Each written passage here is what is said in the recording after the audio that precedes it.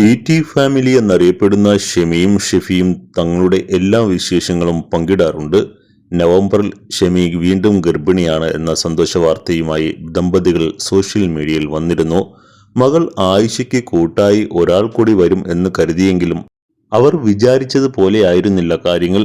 പിറന്നത് പെൺകുഞ്ഞാണെന്നും ജനിച്ച ഉടൻ തന്നെ കുട്ടി മരിച്ചു എന്നും ടി ഫാമിലി അവരുടെ പേജിലൂടെ അറിയിച്ചു. കുഞ്ഞിനെ നഷ്ടമായ വിവരം പോസ്റ്റ് ചെയ്ത ഷെഫി എല്ലാവരും ദുആ ചെയ്യണമെന്നും അഭ്യർത്ഥിച്ചു. ദുഃഖകരമായ ഈ വേളയിൽ സുമനസ്സുകളായ ഫോളോവേഴ്സും ദമ്പതികളോടൊപ്പം ചേരുന്നു. ഈ ദുഃഖം താങ്ങാൻ ദൈവം ശക്തി പകരട്ടെ എന്നും തകർന്നു പോകരുത് എന്നും മറ്റു പലരും കമന്റ് ചെയ്തു. പ്രായത്തെ മറികടന്നുകൊണ്ടുള്ള വിവാഹമായിരുന്നു ഇവരുടേത്. രണ്ടുപേരുടെയും സന്തോഷം എല്ലാവരും കണ്ടുവെങ്കിലും തന്റെ ഈ പ്രായത്തിൽ ഒരു കുഞ്ഞെന്ന തീരുമാനത്തിൽ ഷെമി അല്പം വിഷമിച്ചിരുന്നു. ഷെമി പേടിച്ചത് സംഭവിച്ചിരിക്കുന്നു.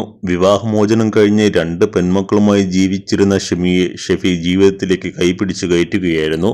ഈ കുടുംബം വൈറലായി മാറിയെങ്കിലും ഷെമിയും ഷെഫിയും സോഷ്യൽ മീഡിയയിൽ കരയിലിന് വിധേയരായിരുന്നു.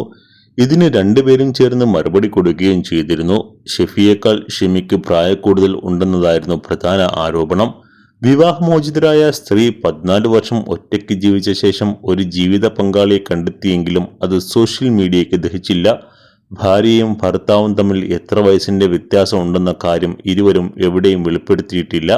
ഷെമി കൂടെ പോകുമ്പോൾ അമ്മയാണോ എന്ന് പലരും കളിയാക്കിയ വിവരം ഷെഫി മറച്ചുവെച്ചില്ല. അമ്മയല്ല, തന്റെ ഭാര്യയാണ് എന്ന് ഷെമിയെ ചേർത്ത് നിർത്തി ഷെഫി അഭിമാനത്തോടെ പറഞ്ഞു.